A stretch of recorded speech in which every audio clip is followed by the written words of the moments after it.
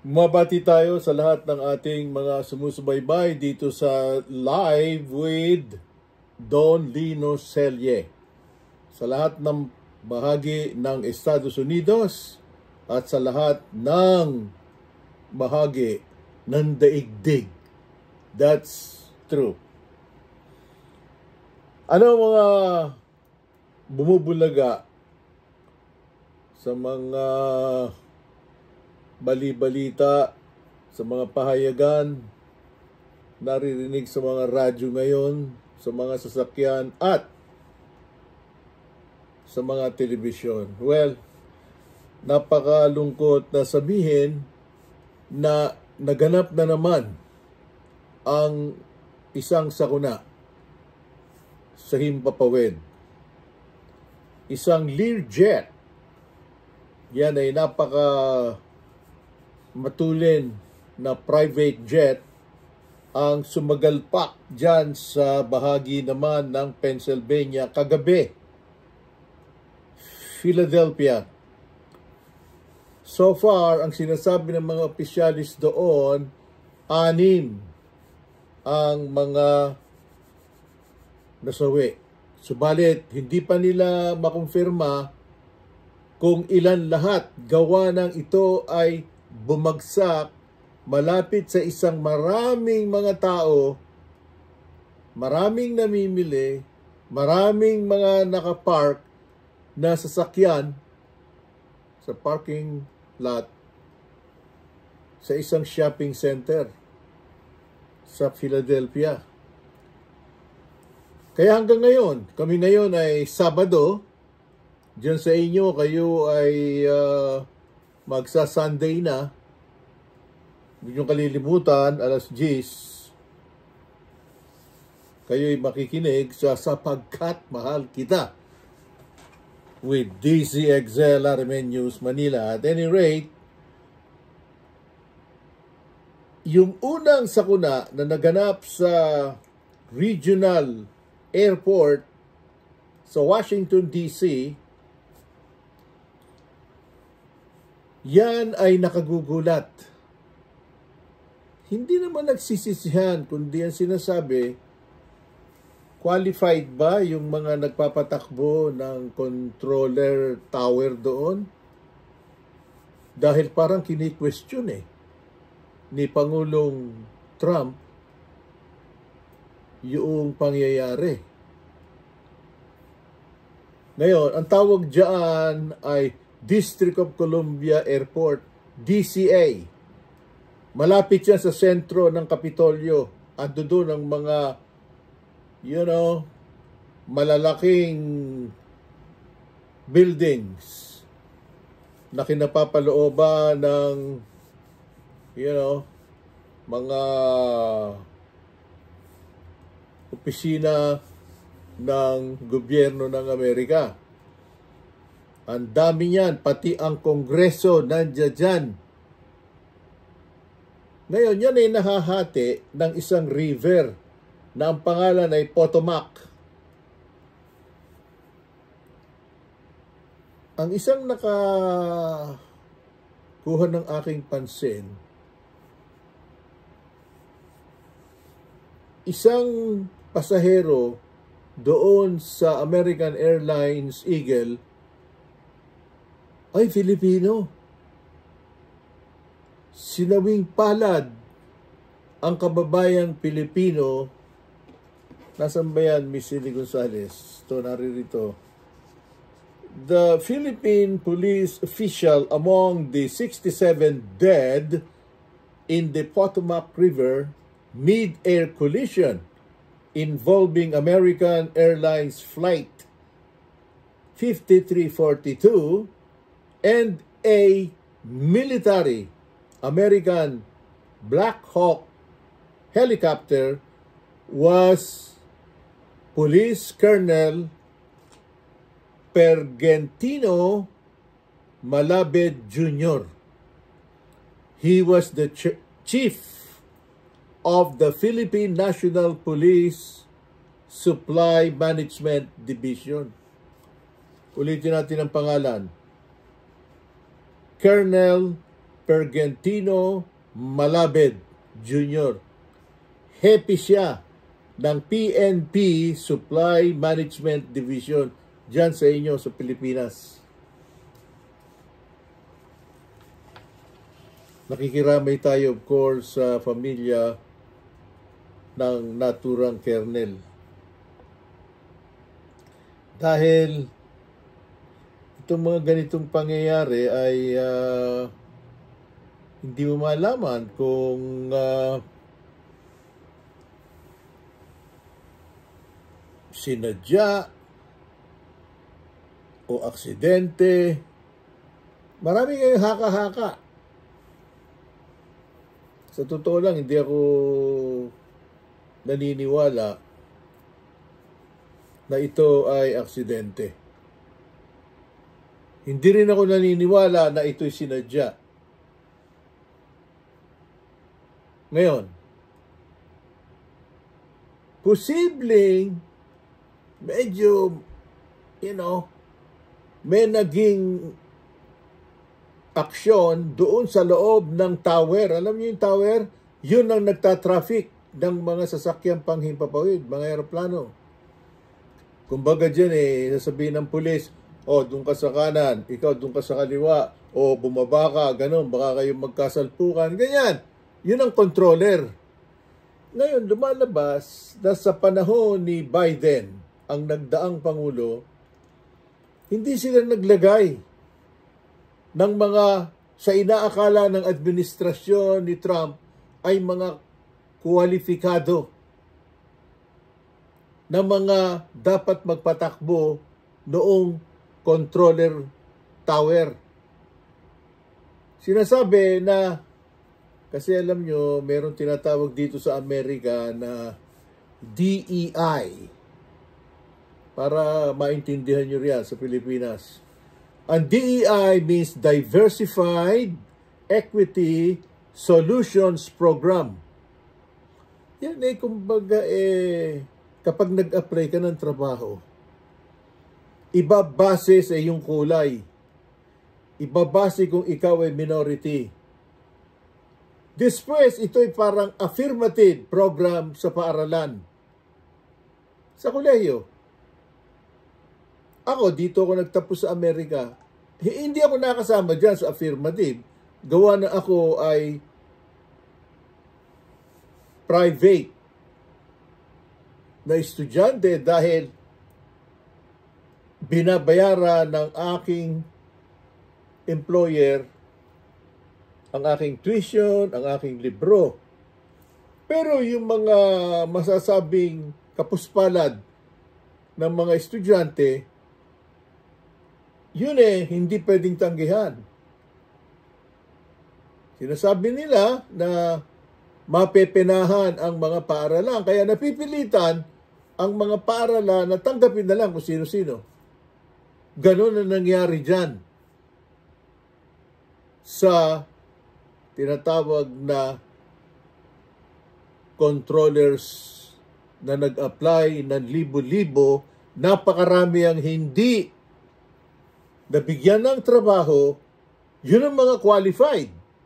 Dahil sila hindi considered na bahagi ng DEI, ng Diversified Equity Solutions Program ng pamahalaan.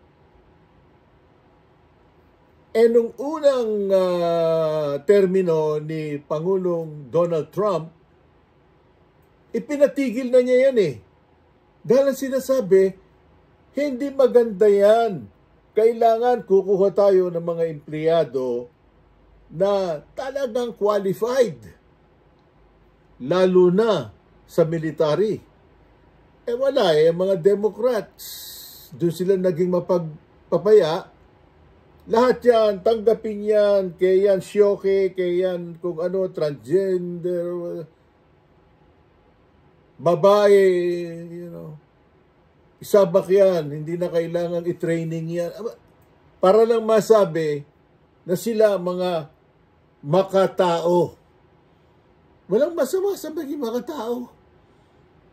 Subalit kung ang buhay ng mga mamamayan ng Amerika at ng mga bumabiyahe ditong turista ay malalagay sa alanganin, malaking kabaliwan. That's my opinion.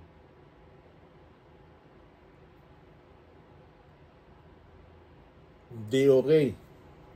Hindi okay. Kaya medyo nagkakapikunan sila at sa mga, lalo na sa telebisyon, sinasabi na bakit naman daw karaka-raka makatapos ang aksidente, nagbigay ng kautusan si President Trump. Alisin lahat yung mga yan na DEI ng mga empleados. Kung gusto nila mag-retire na sila o kaya sila ay kusanang mag-resign, ibibigay full pay with benefits. Kaya lang ayaw na ni Trump na sila ay hihipo ng mga sensitibong mga posisyon sa gobyerno. Well, yung matindi yun. Dahil si Trump talaga, kung ano maisip niya, gagawin niyan. Kaya,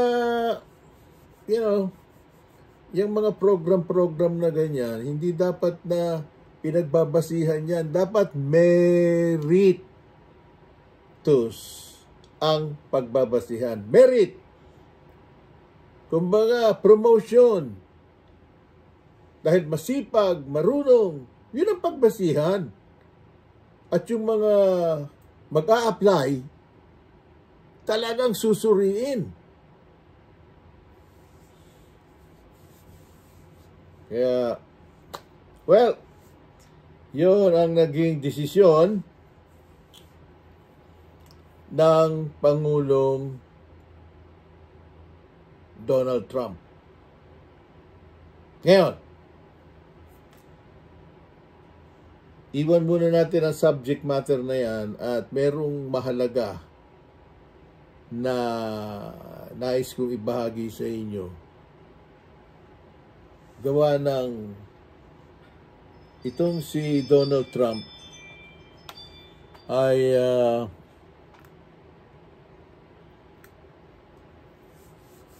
tataripahan ang China, ang Canada, ang Mexico. Nangangahulugan ng lahat ng ipapasok nilang mga kalakalan dito sa Amerika, sila'y magbabayad. That's right. Bayad sila. Napakalaking salapi niyan para sa Estados Unidos. Ang daming pumapalag. Lalo na ang mga supporters ng Communist China. Sabi, dami naming ipinadadala dyan sa inyong mga kalakalan sa Amerika. Bigyan yung tataripahan kami. Bakit hindi? Itinataripan yung Amerika. Itataripan din ng Amerika ang inyong bansa. Yun ang katwiran ni Donald Trump. Ngayon, pakinggan nyo itong kanyang latest na press conference. Marami siyang sinagot dito. Titila rin natin isa-isa, mga kaka. We have a deal with China, which is phenomenal for the farmers, but there was nobody to enforce it in the Biden administration. They let them get away with murder. So that's another thing we're going to be bringing. They committed to buying $50 billion worth of farm product, and they did it when I was president. As soon as I left, they stopped doing it because there was nobody in Biden to enforce it. But the tariffs are going to make us very rich and very strong. If you think about it, other countries charge us tariffs. We don't charge them tariffs, and it's about time that that changes. Sir, are you concerned about the market reaction around tariffs? No, tariffs. The word tariff is a very misunderstood word. You've heard me say. I say it kiddingly, but it's one of the most beautiful words in the dictionary. It really is. And we've been taken advantage of because others have charged us VAT. As an example, the European Union charges us 20% plus a VAT tax, called the VAT tax, very similar, and it costs us an absolute fortune. We are treated so badly. They don't take our cars. They don't take our farm products, essentially. They don't take almost anything. And we have a tremendous deficit with the European Union, so we'll be doing something very substantial with the European Union. We're going to bring the level up to where it should be. And if you think of the European Union, then you go to NATO, it's largely the same group of countries. Until I came along, I mean, we were paying almost 100% of NATO only to get bad trade deals. And now it's been evened out, but very unfair having to do, it was evened out pretty good. Actually, I did a good job. They paid $440 billion if you look at the Secretary General's report, and he was here recently and he said that. He said one of the most amazing things I've ever seen is what President Trump was able to do with these countries of Europe, of which he was in charge of them, but he couldn't get them to pay. I went over, I said, you got to pay. If you don't pay, we're not going to protect you. With efforts to reduce the federal workforce, whether it's offering what we've called the buyout package or other efforts, do you have any concerns that there will be employees broadly across the federal government who might take that up? We had a federal workforce, like 4% coming into the office. And that just doesn't work. People can say it does, but it doesn't work. You have to be unified in a group in the office. It's just, it was crazy. You don't know what they're doing. And then at some point we may ask them to certify that they didn't have two jobs, meaning were they really getting a check from us, the government, and then were they also working a second job and a third job and, one government time. And many of them will say that they did, which is not legal, but it's a problem. It's a problem. No, we want to get that out. We want to clean it out. People have been trying to reduce federal government now for 40 years, 45 years. And they haven't been able to do it. And this is a way of doing it, I think, very nicely. It's sort of a buyout, too. I think we're treating people very good. But people don't come to the office, and they won't have a job starting on that very special day. So we'll see how that works out. I mean, nobody knows how that's going to turn out. Everybody might show up to the office, and maybe a large number won't show up. But if they don't show up, we've accomplished a very serious goal. We're trying to reduce government. But DOGE, I think, great progress has been made. We're talking about cutting over $1 trillion of waste. We're talking about waste. We're not talking about we're going to love and cherish Social Security, Medicare, Medicaid. We're not going to do anything with that. Our country's getting very strong, and you see it. I think more progress has been made in the last 2 or 3 weeks than has been made in the last 4 years. I think not only has more progress been made in the last 4 years, it's more deep progress. We went way backward as a country in so many different ways. Right now, China has Bagram. I was going to keep one of the biggest air bases in the world. They left it. But other than Bagram, I was going to get out. I wasn't keeping Bagram for Afghanistan. I was keeping it for China because it's 1 hour away from where China makes its nuclear weapons. Isang oras lang daw ang layo doon sa lugar na kung saan gumagawa ng mga nuclear bombs, nagte-testing 1, 2, 3 doon. Ang China.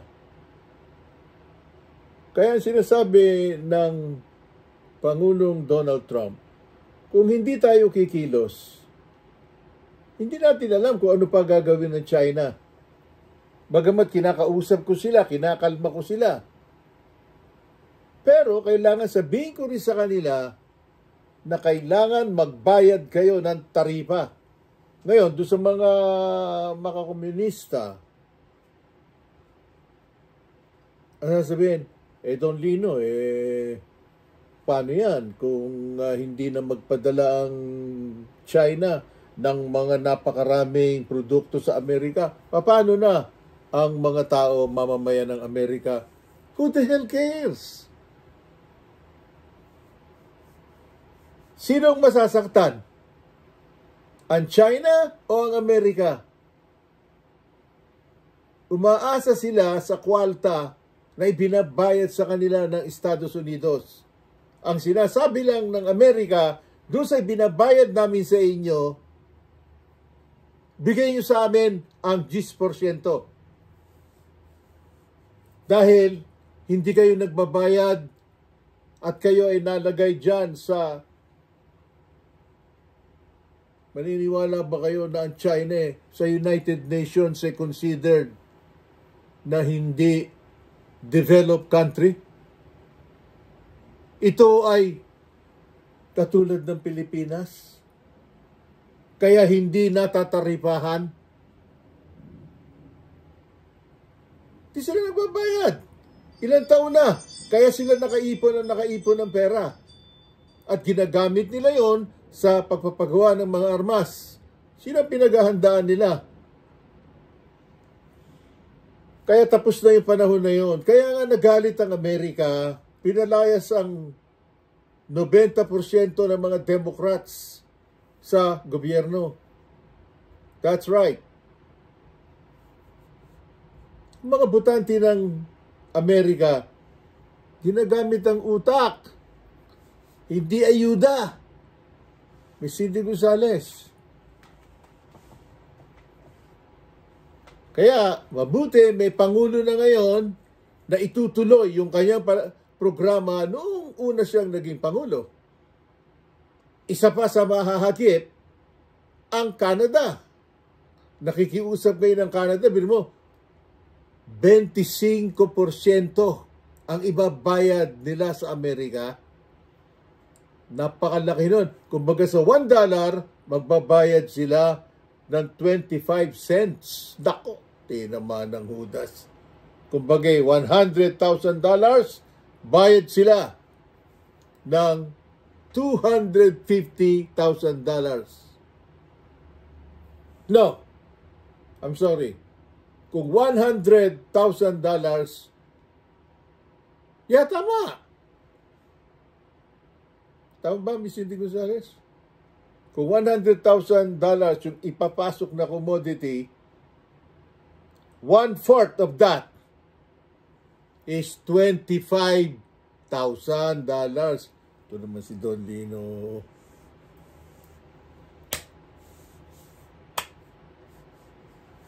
Ngayon, ganun din ang gagawin sa Mexico. Kaya Mexico, medyo, sabi, kawawa naman kami. Paano sila magiging kawawa? Lahat ng mga illegal na droga, sa kanila ibinabagsak ang fentanyl ng China. Ginagawa silang daanan, trans-Atlantic sila na daanan ng mga ipinagbabawal na gamot. At ganun din ang ginagawa sa Canada. Yun ang tunay na dahilan ni Donald Trump para ang borders nila ay lagyan ng mga sundalo, lagyan ng mga pulis. Kaya sinasabi ni Donald Trump, narinig nyo kanina, inaabuso nila ang pagiging mabait ng Amerika. Ngayon, yung mga makakomunista, especially dyan sa inyo, sa Kongreso nyo, sa Pilipinas, sabihin, ano ba ang kilos ng Amerika ngayon? Anong kilos? Makinig kayo dito. Ito ang panibagong ambasador ng Amerika sa United Nations. Ang pangalan niya, si Miss Stephanie. First name, Elise. Napakaganda na Amerikana. Subalit, nako, mapapalaban sila riyan sa United Nations. Pakinggan natin ang kanyang posisyon sa China at sa iba pang mga bansa. But can you touch on how you would work with regional bodies like ASEAN, especially under the Malaysian chairmanship year, or Thailand, our longest treaty ally of the United States, or the Philippines, where we have a security alliance, UN sub-agencies or other entities to break through the stalemate we the world find ourselves in when it comes to Myanmar? Yes, thank you so much for the question. This needs to be among the top priorities when it comes to standing up with human rights, and I'm grateful for the Congress and the Senate for having such a bipartisan record when it comes to standing up for human rights. I hope to return that to a top priority when the U.S. has the opportunity to chair the Security Council, and I think building on these regional organizations like ASEAN is very important. I myself led a delegation with House Armed Services Committee colleagues, House Intelligence colleagues. We went to Thailand. We have gone to other ASEAN countries on that visit and working with them within the region because it's so important to the security in the region and the values that we strongly support in the region. You point out Thailand as our longest ally, oldest ally in the region. That's a very important relationship, and you have my commitment to continue to build on that. And I also think, ASEAN in this particular human rights challenge that you pointed out, but I think we ought to build on these international organizations like AUKUS, the Quad writ large within the UN, because I think that helps continue to expand our ability to deliver diplomatic results. Thank you. I very much look forward to working with you in your new position. Congratulations. Thank you, Senator Duckworth. As our ambassador to the UN, what are your most important levers to wield authority to bring about reform? I think our vote on the Security Council and the fact that we are the biggest funder, we need to stand up for our values, American values at the United Nations. And I said earlier in my testimony, states, that is the responsibility, and that is what I'm hoping to do. But it's the UN Security Council vote as well as our funding and the transparency and accountability that should come along with our funding. Great. Thank you so much. Thank you. Senator Duckworth, do you have a follow-up? Yes, thank you. Just one question, Congressman Stefanik. It's really about the rights of persons with disabilities and people with disabilities around the world. I think the United States is in a very unique position to lead, and I think this is a place where you can work with other nations at the United Nations when it comes to issues that persons with disabilities face around the world, discrimination and the like. We still are dealing with unexploded ordinances from the Vietnam War in places like Laos and Vietnam and Cambodia. Have you thought a little bit about what work you would do when it comes for the issue of persons with disabilities in your role as our UN ambassador? Absolutely, Senator, and I thank you for your leadership on this issue, working with so many senators across the aisle. I think it's a very important way that America can lead when it comes to human rights and human dignity, and I hope to bring that leadership, and I know that Secretary Rubio, during his testimony, committed to that as well from the State Department approach, so I hope to be a strong partner in doing so. Thank you. You're right, Mr. Chairman. Thank you very much. Napakinggan nyo ang bagong ambassador ng Estados Unidos sa United Nations, dyan sa New York. Elise Stefanik. Talagang tututukan niya ang China. That's right. At kayo riyan sa Southeast Asia. Gawa ng kung ano-anong kabalbalan ang pananakot na ginagawa ng komunistang China, hindi lang sa mga kanugnog o karatig puok dyan sa inyo sa Southeast Asia, kundi ang Pilipinas. Kaya nung Huwebes, di ba, nagsalita na si President Marcos dyan sa inyo, na sinabi, hindi namin ipatatanggal sa Estados Unidos ang hyper missile na nandito sa amin sa Pilipinas. Hanggat hindi nyo tinitigilan ang pangbubuli, yun ang bottom line, sa aming mga Pilipino na mga mangingisda. Totoo yun. Sinasaktan pa nga nila eh. Ngayon, nakaisip sila ng panibagong pambubuli. Kailan ba matatauhan ng ating mga kababayan ni Cindy Gonzales dyan sa Philippines? Ngayon, eardrum naman ang tinatarget sa inyo. Baka mabingi kayong lahat dyan. Mataas na decibel ang tawag doon. Yung decibel na yon, papasok sa tenga nyo yung sound. Yun ang inaabot ng mga mangingisda ngayon. Doon pa lang yan sa West Philippine Sea. Mamaya yan, nasa Manila Bay na yan. Mamaya yan, nandun na sa Metro Manila. Tapos, may mga mambabatas kayo riyan o mga kumakandidato na walang iningangaw-ngaw, kundi, well, kailangan ng Amerika ay tanggalin na rito sa Pilipinas sapagkat yan ang nagpapagalit sa China. May mga sapal sa ulo yung mga yan.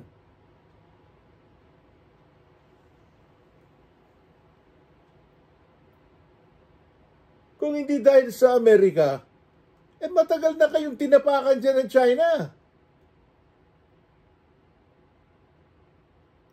Ngayon nga nakahanda ang Amerika na kukunin ang Panama. Yung daanan ng tubig doon na kung saan yung mga barko dumadaan. Binili kuno ng China yan sa gobyerno ng Panama. Hindi! Inangkin lang nila yan.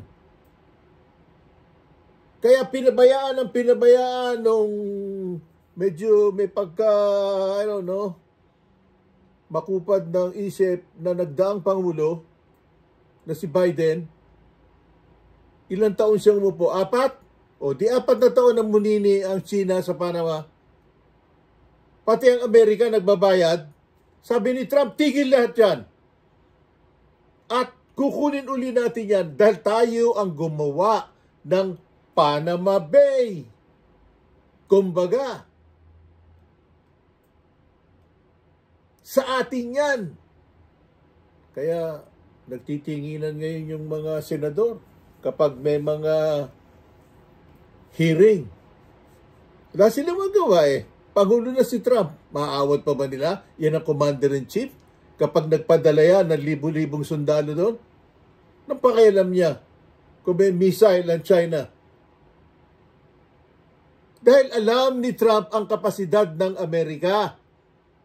Kayong ngaw-ngaw ng mga Pilipino riyan sa Pilipinas, maliban na lang doon sa iba na may nakukunang impormasyon na tama, katulad nitong palatuntunan na to, sinasabi nila, sige, gumalaw ka sa Amerika, tignan ko kung ano mangyari sa'yo.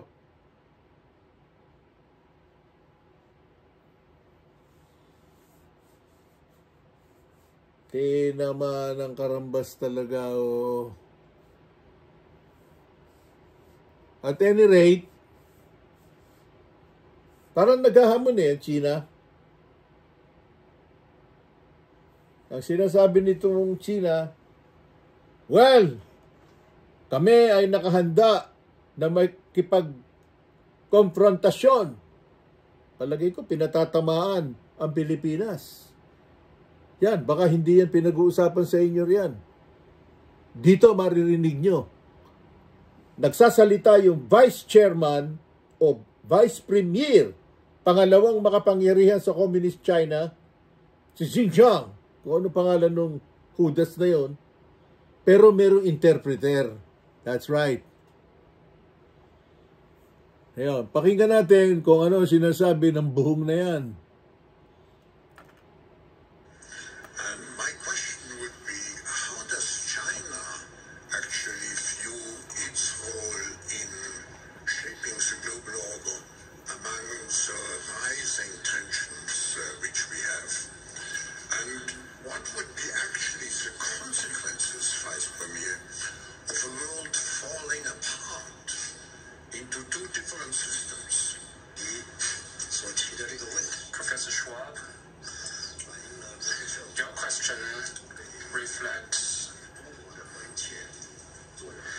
the international community's interest in China's role and also concern shared by the international community about the international landscape. The worry that the world may split into two separate systems. On China's role in the international order, as a Chinese saying goes, what a person says and does tell you what that person is.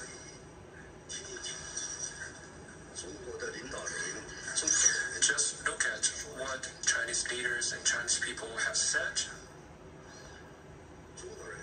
and look at what the Chinese people have done. After that, I think any upright person would come to the conclusion that China is a responsible major country and a firm defender and builder of the international order. First, in recent years, President Xi Jinping has shared his views multiple times on the international order. One of that is the vision of building a community with a shared future for mankind. And also he put forth the Global Development Initiative, the Global Security Initiative, and the Global Civilization Initiative.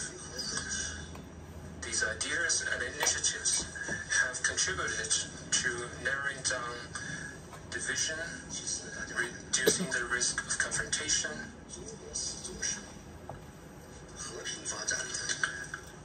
at the same time, China has always been a staunch exerciser of peaceful development. In international affairs, we always champion dialogue and partnership rather than confrontation and alliance.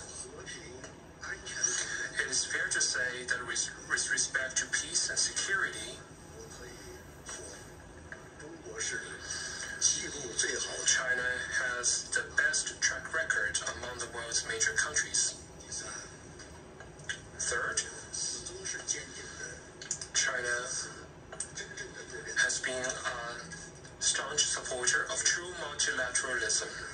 We firmly uphold the international system with the UN at its core and the international order based on international law.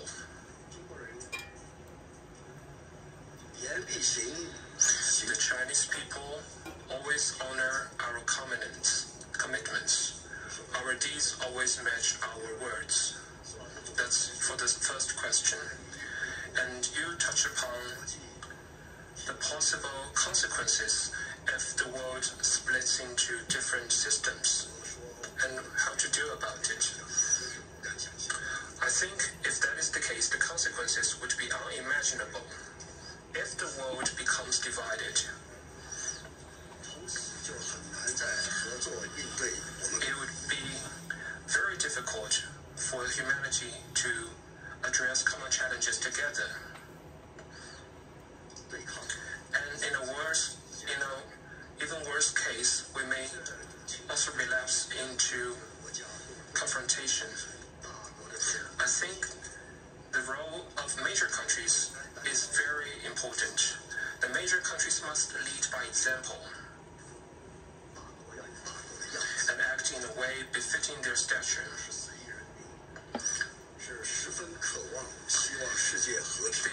It is an aspiration shared by the 1.4 billion Chinese people that the world can be tranquil and peaceful and achieve common development.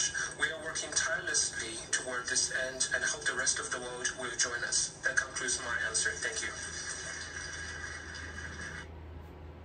Di naman, sila pang matapang. Ha? Ano ba yan, Miss Cindy Gonzales? Sila pa ang mas matapang. Not good. Kaya, tama itong ginagawa ng ating UN ambassador. Pagsama-samahin sila dyan ng ICC. Sapagkat ang ICC ngayon, isinama na sa grupo ng Iran, ng WHO, ng China, at ng Russia, at ng iba pa na mga bansa na sinasamantala ang pamamalakad ng Amerika nung nagdaang administrasyon. Sabi ni Trump, lagot kayo ngayon. Kumbaga sa Tagalog. Pakinggan natin ito ng maunawaan nyo. By the way, may nagtatanong sa akin, Don Lino, gusto namin makita larawan ni United Nations Ambassador ng Amerika, si Elise Stefanik. That's right. Ito nyo?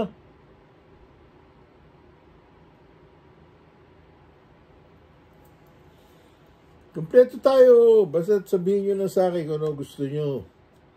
Sino pa gusto nyo makita? Oh, itong bagong press secretary ng White House, si Caroline Leavitt. Napakatalino, napakaganda.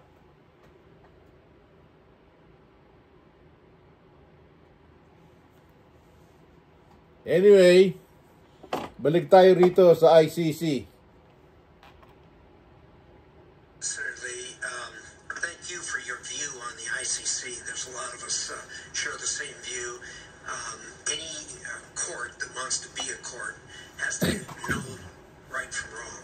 And for the ICC to proclaim some kind of moral equivalency between Israel and Hamas is ridiculous. They can't have any kind of standing in a judiciary or legal system with that kind of abuse. So thank you for your view in that regard. Senator Schatz. Thank you, Chairman. Ms. Stefanik, nice to see you again. Thanks for taking the time. Speaking of every country having a vote, we had a pretty constructive conversation about the Pacific Island nations, with which we've, I think, made some progress in terms of engagement, but it's kind of a mixed bag because of the PRC influence. And I'd just like to hear you say in public what we discussed in private, which is that it is important that we remain engaged in all these. Pag sinabing PRC, yon ang People's Republic of China. That's the communist na bansa. Little nations, which are sovereigns and all do have a vote at the UN for strategic purposes. When we talk about the Asia-Pacific region, we tend to talk about South Asia, East Asia, very little about the countries that occupy the Pacific Ocean, and I'm wondering if you can talk about that. Yes, absolutely. And considering the importance of the region, all regions are important, but the threat of a rising China in the region, it's increasingly critical that the U.S. continue to strengthen our partnerships, our diplomatic outreach to all countries that involve within Indo-PACOM, and it is a commitment to do so within the Pacific Islands that you and I discussed. And it's deeply tied to your state's national security. Sure is. You know. There are kind of two theories of the case around how to use the UN to counter PRC influence. And I think you and I are on the same page as it relates to what to do next. My own judgment, and then you can tell me if you agree with this, is that to the degree and extent that we want to engage in muscular diplomacy, muscular foreign policy, muscular defense policy, and so because China is not going away. They are trying to run the meetings. And to the extent that we withdraw, I know WHO... I like that word. Muscular diplomacy. Ang sinasabi nitong senador na to kay UN Ambassador ng Amerika sa New York, sa United Nations, kailangan mag-exercise tayo ng muscular na diplomacy. Kumbaga sa Pilipino, brasuhan, Miss Cindy Gonzales. Hindi yung eklot-eklot na tulad nitong nakaraan na administrasyon na lahat, walang inuuna kundi yung mga eklot, transgender, mga kababaihan, kalalakihan, pagsamasamahin. Hindi ko alam kung ano pag-uutak ng mga hudas ng mga yun eh. Kaya wala na sila ngayon. It was a done deal. I know Paris is a done deal. Fair enough. Elections and consequences and all of that. those rooms, particularly the technical organizations like telecommunications, intellectual property, civil aviation. There was a discussion earlier about artificial intelligence. We need to lead with our standards and our values, and frankly, the world is looking for us to lead, and that's an important tool in our national security toolkit, and I look forward to working with Secretary Rubio and his strong record of being a strong voice in the U.S. Senate now that he's confirmed as Secretary of State. So certainly there will be policy disagreements. I support the president's decision, but we need to push back in the short term and long term against the CCP's inroads, and we need to do so with people as well, both at the lowest level, the starting entry levels within the UN system, but also the senior level and heads of these sub-UN agencies.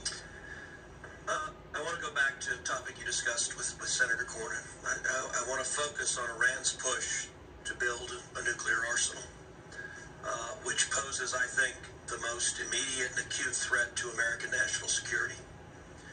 When the Ayatollah chants death to America, he means it.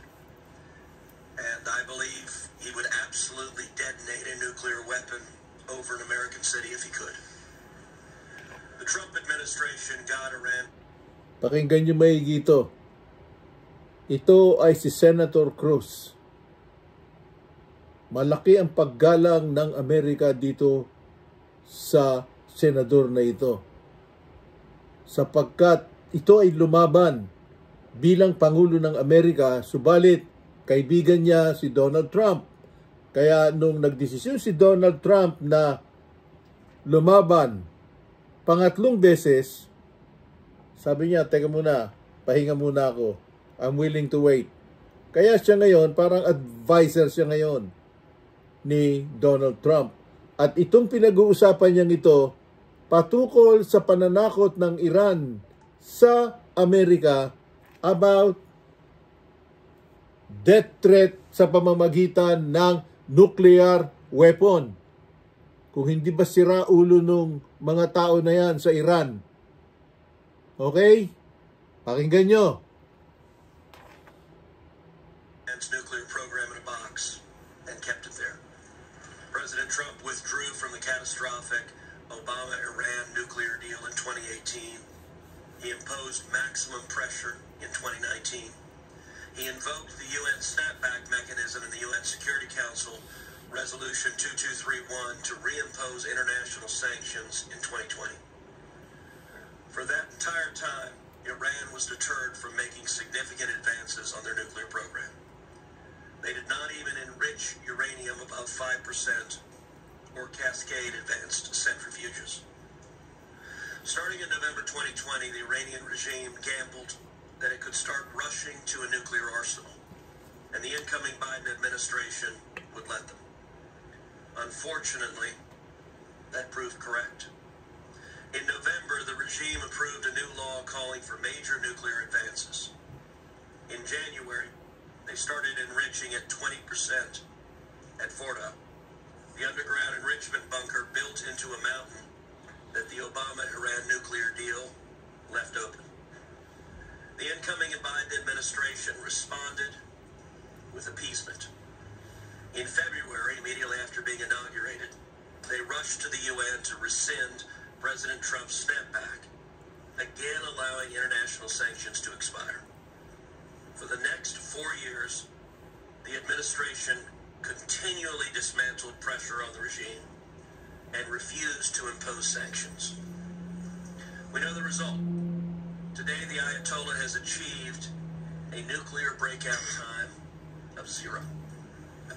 We now face the very real possibility of an Iranian nuclear arsenal. I do not believe that this is a threat the U.S. can tolerate, and I'm confident that both the President and Secretary of State Rubio agree.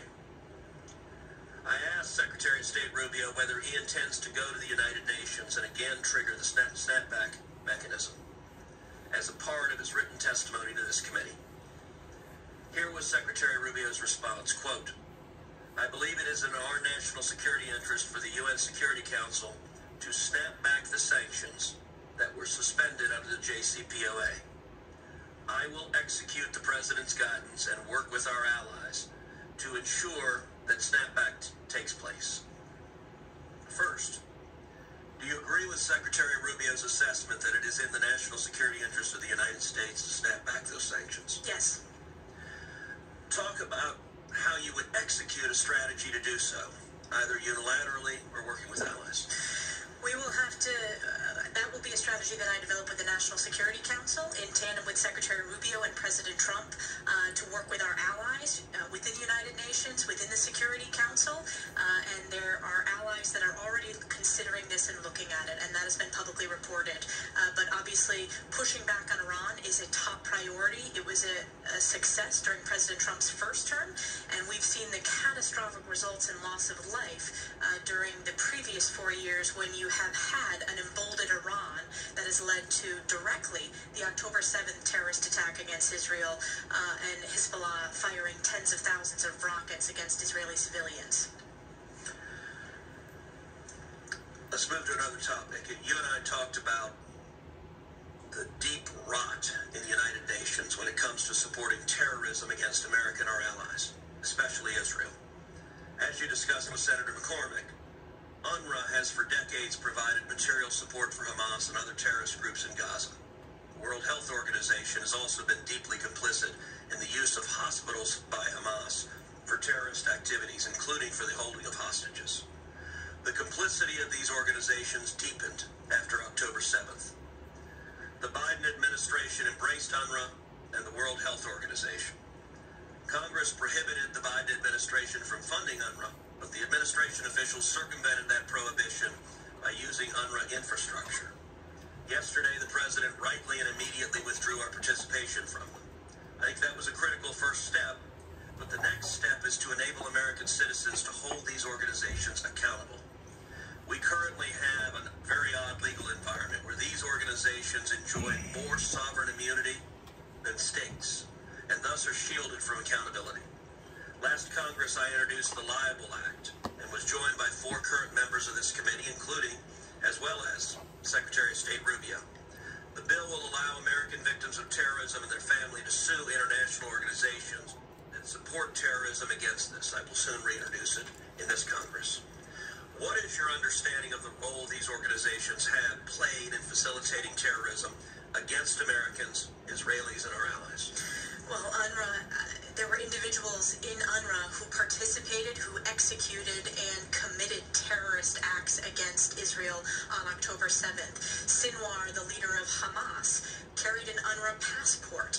You had a Hamas data center under UNRWA headquarters. So the rot is deep. Congress made the right decision. I was proud to be one of the leaders when it came to defunding UNRWA, and I am committed to holding them accountable and working with the U.S. Senate and the U.S. House and the President if that legislation passes. Terrific. Thank you. Thank you, Senator Cruz. Napakaliwanag ang pinaggagawa ng nakaraang administrasyon. Alam niyo ba na binigyan pa ang Iran ng $200 billion? Could you believe that? Kaya nagkaroon ng pasilidad ang Iran ng paggawa ng nuclear weapon. Pero nakatutok doon ang Israel. Itutuloy natin ang usapang ito dito sa Live with Don Lino Selye. We'll see you.